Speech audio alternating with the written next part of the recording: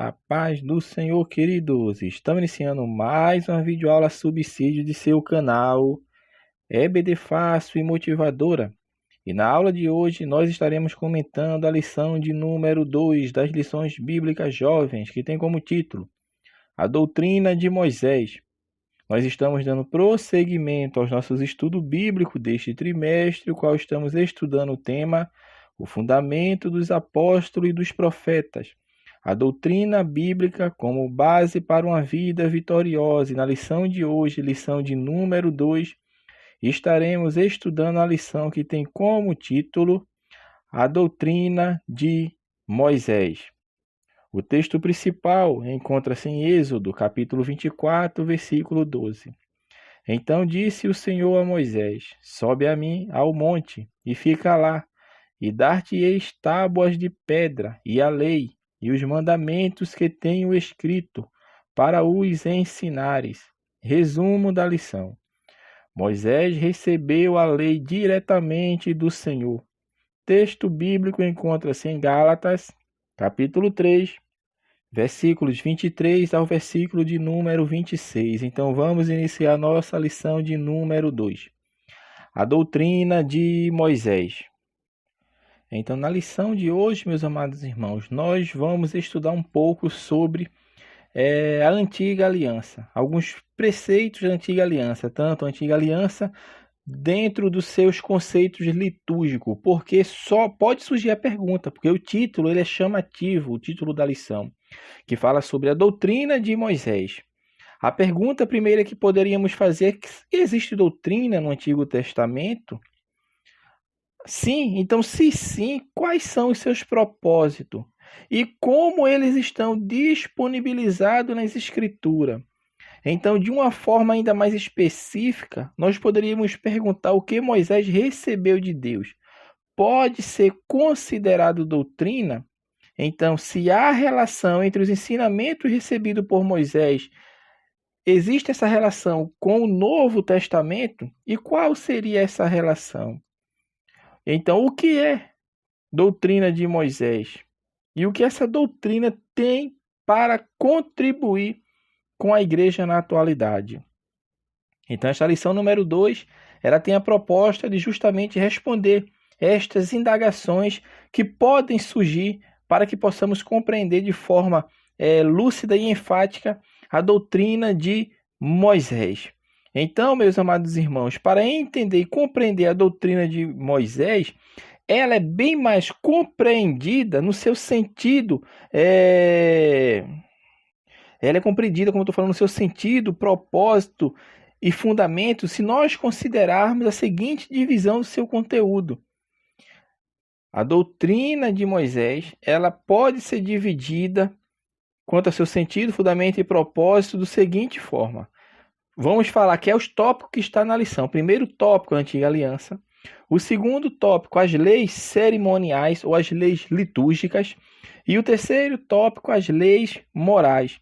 Então, diante dessas três divisões que se faz do que o autor está chamando aqui de doutrina de Moisés, para compreendermos e entendermos o cerne, que ele quer trazer esse ensinamento e conhecimento para cada um de nós. Então, no primeiro ponto, ele vai falar justamente sobre a Antiga Aliança. E dentro desse conceito, ele vai entrar para explicar o termo Antiga Aliança. Porque dentro dos nossos estudos, quando nós vamos pesquisar, estudar alguma coisa, existem termos que, com o passar do tempo, ele perde totalmente o seu sentido. E muitas vezes o termo Antiga Aliança ele tem perdido esse seu sentido, perdido o seu significado original. Mas para entendermos isso, nós temos que perceber que essa expressão bíblica, vamos falar, porque estamos falando dentro do contexto bíblico de Antiga Aliança, ele faz referência que sempre que falamos Antiga Aliança, nós estamos sempre ou quase sempre fazendo essa comparação com a Nova Aliança, porque a Nova Aliança a substituiu. Então, essa referência que nós falamos, referência Antiga Aliança, não é, entretanto, uma crítica e nem tampouco uma forma de invalidar a importância do período a que se refere. Ao contrário disso, o termo Antiga Aliança aponta para uma parte importante do plano divino na história, motivo pelo qual não se deve ser negligenciado e muito menos desvalorizado. Isso que nós devemos compreender do termo. Não é porque o termo está falando de antiga aliança, que foi substituído por uma nova aliança, que ele perdeu o seu valor, que ele deixou a sua importância de lado. Não, é a palavra de Deus. Então a antiga aliança ela foi feita com os israelitas no Sinai, através de Moisés. Moisés foi o mediador. Gálatas 3:19 fala bem claro isso. Então, assim, a estrutura básica da Bíblia depende da ideia de que Deus fez duas alianças principais com o seu povo escolhido. A antiga aliança e a nova aliança, que vem substituir justamente essa antiga, para aqueles que creem em Jesus Cristo. Então, diante dessa afirmação, nós percebemos que a semelhança da nova aliança, que é fundamentada em Cristo, a antiga aliança é uma ideia de Deus. Portanto, ela é parte do seu plano em favor da humanidade, descartando qualquer tipo de demérito a ela. E além disso, é por meio da antiga aliança que se torna possível conhecer o início de Israel no Antigo Testamento e a dinâmica da sua comunhão com Deus e dos frutos disso. O Antigo Testamento ele registra, meu irmão, momentos importantes em que o Senhor vem estabelecer alianças com o seu povo, tanto de forma coletiva quanto de forma individual. E tudo isso tinha uma finalidade. Qual era a finalidade de Deus fazer essas alianças com o seu povo? Era de ampliar a reflexão a esse respeito. Deus queria que fosse ampliada, que o povo refletisse, entendesse, compreendesse o plano de Deus para as suas vidas. Dentre algumas dessas alianças que Deus fez, poderíamos citar algumas. A aliança edênica, que foi estabelecida por Deus com Adão e Eva já no jardim do Éden. A aliança adâmica, que Deus se depois da desobediência do primeiro casal. A aliança com Noé, após o dilúvio, com a promessa de Deus não mais destruir a terra com água, e deixou um sinal visível, externo, que é o arco-íris. A aliança com Abraão, com a promessa de fazer dele uma grande e forte nação. A aliança com Moisés, que foi feita por Deus com Moisés, por meio da entrega dos 10 mandamentos e a lei. E a aliança com Davi, com a promessa de um reino eterno, no qual viria perdão e salvação. Então, dentre essas 6 alianças citadas agora, nós percebemos que a dos 10 mandamentos é a que é a mais abrangente, pois ela foi entregue a Moisés com a finalidade de repassar ao povo. A lei, os 10 mandamentos, a lei foi dada a Moisés, mas Moisés deveria, como ele fez, transmitir isso ao povo. E isso tinha um propósito, para que o povo soubesse as expectativas do Senhor ao seu respeito, no que concerne a conduta nas mais variadas dimensões da vida. Então, os 10 mandamentos, irmão, ele também serve para uma espécie de resumo, demonstrativo do caráter de Deus a ser impresso e, ao mesmo tempo, refletido pelo seu povo diante de outros povos. Então é possível afirmar que a antiga aliança ela faz referência à forma pela qual o povo de Israel foi tratado por Deus no Antigo Testamento, tanto na dimensão do relacionamento como na das exigências. Então, dentro desse contexto, nós vamos perceber algumas características e propósitos da antiga aliança. Dentro desse conceito aqui, desse ponto de característica e propósito, a Bíblia vai utilizar de alguns instrumentos para seu entendimento. E dentre um desses instrumentos utilizados é a comparação. Porque o Novo Testamento, na sua proposta de apresentar a nova aliança, de apresentar o seu sentido e os seus propósitos, então é preciso reconhecer que se torna difícil e praticamente impossível compreender a nova aliança se nós não levarmos em consideração os princípios e verdades referentes à antiga aliança. E isso se dá por algumas razões. A primeira razão é que a referência a uma nova aliança remete à existência de uma antiga aliança. Quando eu falo de nova aliança é porque teve uma antiga aliança.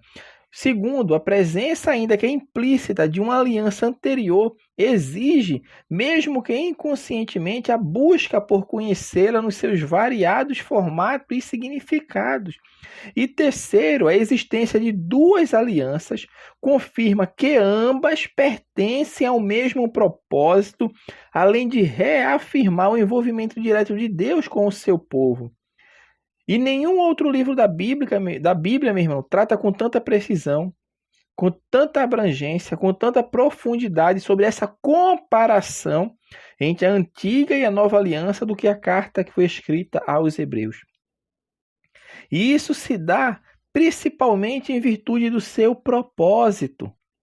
Porque a intenção da carta aos Hebreus parece claramente ser de mostrar a superioridade do cristianismo em relação ao judaísmo, conforme está no comentário bíblico Bacon.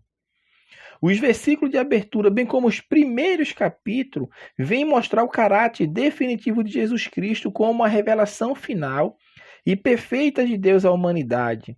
A palavra-chave de Hebreus é melhor, ou superior, ou mais excelente.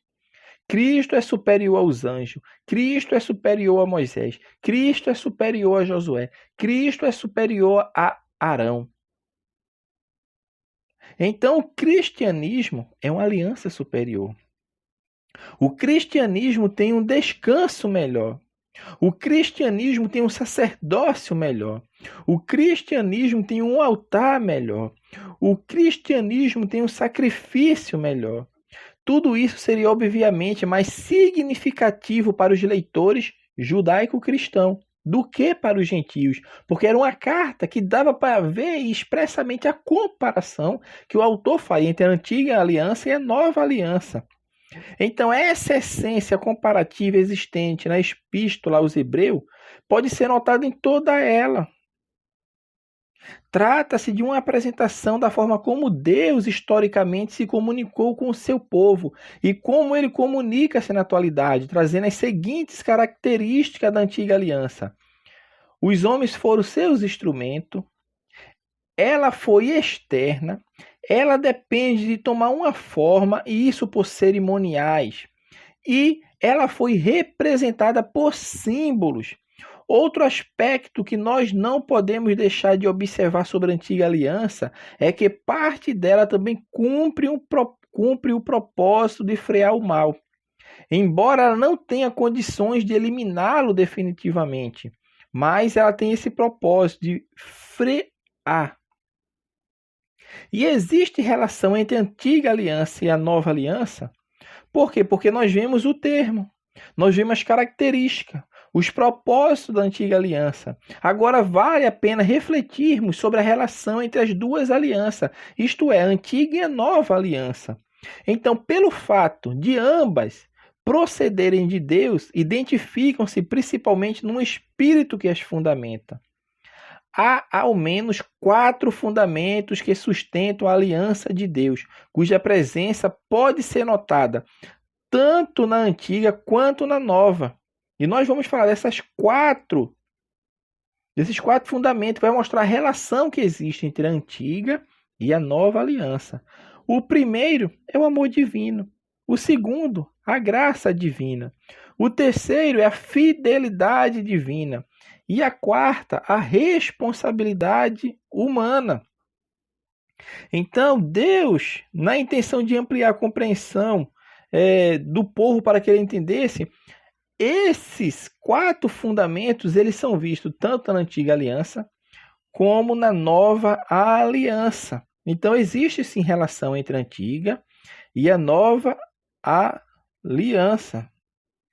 O segundo ponto da lição, o autor vai falar sobre doutrinas litúrgicas. Então, o que foram e quais foram?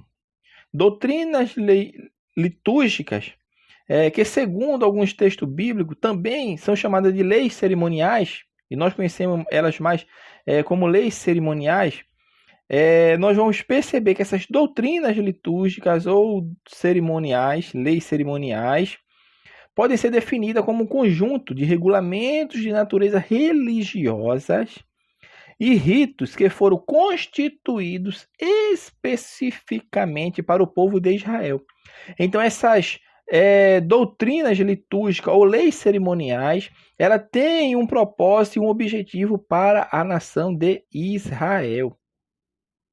Porque além de leis cerimoniais, conforme nós estamos falando, doutrinas litúrgicas ou leis cerimoniais, essas doutrinas também têm sido chamadas de leis ritualísticas. Essas doutrinas litúrgicas são parte de tudo que Deus deu a Moisés, a saber do que passou a ser chamado da lei mosaica, lei de Moisés ou ainda lei levítica. Essas leis, minha irmã, elas foram estabelecidas de tal forma a influenciar a forma de o povo de Deus relacionar-se com o Senhor, consigo mesmo e com as outras pessoas. E elas foram divididas entre sacrifícios animais, purificações e ritos de limpeza, festivais religiosos, regras alimentares e regras de vestimentas e cabelo. Além dos sacrifícios de animais, as leis cerimoniais constituíram em holocausto e observâncias de festas religiosas. Então, dentre essas 5 que nós citamos, tem também essas outras. Então, o âmago, no sentido das doutrinas litúrgicas ou leis cerimoniais, se encontram na santidade de Deus. Segundo, o pecado do homem. Terceiro, o amor de Deus. Quarto, o arrependimento e o perdão dos pecados. E quinto, a restauração da esperança ao perdido. Sendo assim, meu irmão, nós percebemos que as leis cerimoniais apontam para o sentido estrito de evangelho, honrando a Deus, mostrando o estado do homem, sua necessidade, a redenção em Cristo e a esperança de vida eterna que ele dá ao homem. E a lei cerimonial ou doutrina litúrgica, ela tem um propósito, porque, como a gente percebe, o propósito de toda a lei foi o de contribuir dentro dos seus limites com a relação entre o homem e Deus. E, evidentemente, as doutrinas litúrgicas também visaram cumprir esse propósito, oferecendo uma estrutura religiosa e ritual para o ato de adoração a Deus em favor da vida espiritual de Israel. Então, as doutrinas litúrgicas elas objetivavam dar condições para que o povo pudesse adorar a Deus e desenvolver a sua espiritualidade de forma saudável e que agradasse a Ele. E por meio dessas doutrinas litúrgicas ou leis cerimoniais, o Senhor imprimiu a sua característica de um ser organizado e por meio delas estabeleceu critérios que o seu povo deveria observar enquanto este se dedicava a buscá-lo, a adorá-lo e a servi-lo, inclusive por meio de uma vida consagrada ao Senhor. E isso até que se cumprisse o seu tempo de operação. Por que nós falamos do seu tempo de operação? Porque nós temos que refletir sobre o prazo de validade das doutrinas litúrgicas. Porque o autor bíblico, em Colossenses capítulo 2, versículo 17, fala que são sombras das coisas futuras. Então, a Bíblia está sugerindo um tempo limite de atuação determinado pela chegada do que ansiosamente se aguardava. E o que se aguardava para dar fim ao tempo limite, o tempo de operação das doutrinas litúrgicas. Então, nós percebemos que as doutrinas foram válidas até a morte de Cristo. Por quê? Porque houve o que pode ser chamado de substituição, cuja estrutura agora é esta. Primeiro, Cristo é o verdadeiro sacrifício. E segundo, os crentes cumprem a função sacerdotal, à medida que oferece sacrifícios aceitos diante de Deus. Então, o tempo de operação das doutrinas litúrgicas ou leis cerimoniais se findaram. E o último ponto para nós encerrarmos, vamos falar sobre as doutrinas morais. E antes de avançar no propósito desta lição para concluirmos, há necessidade de distinguir a função da aliança em relação à da lei.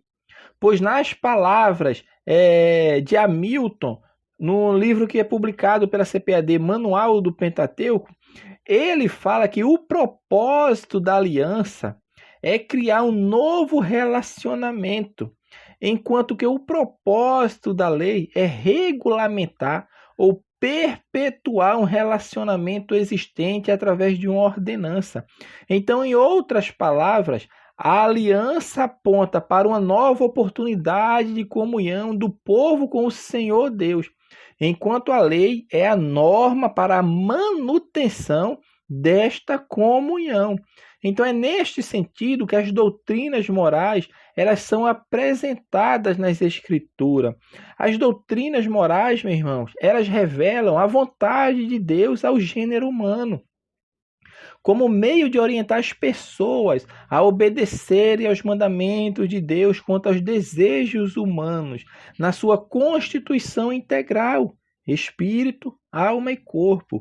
Dito de outra forma, as doutrinas morais, ela tem relação direta com a manifestação da santidade de Deus e a sua exigência para que o ser humano, em especial o seu povo, viva sob esse modelo de pureza, de modo a agradar a Deus e viver em paz.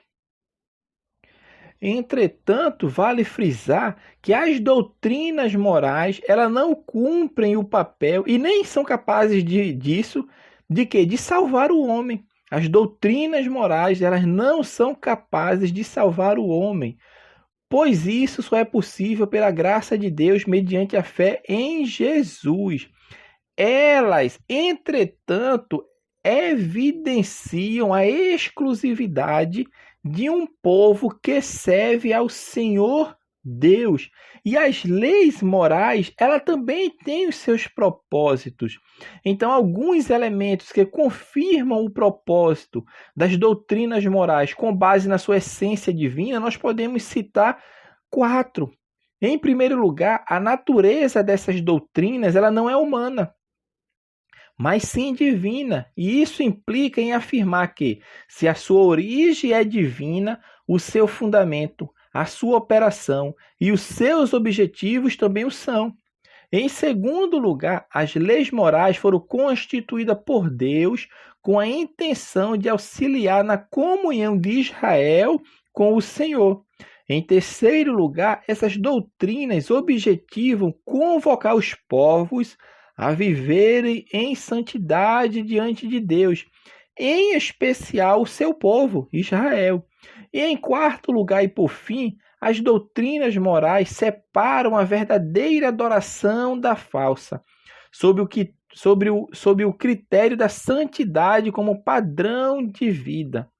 Então, meu irmão, as doutrinas morais, além de revelarem o caráter santo de Deus e o seu interesse de que Israel pudesse refleti-lo diante de outros povos, também cumpriram o propósito de manter a consciência de Israel acesa quanto ao compromisso com a integridade, bem como sobre a necessidade de manter uma relação saudável e real com Deus, o Senhor. E qual o tempo de operação das doutrinas morais ou leis morais?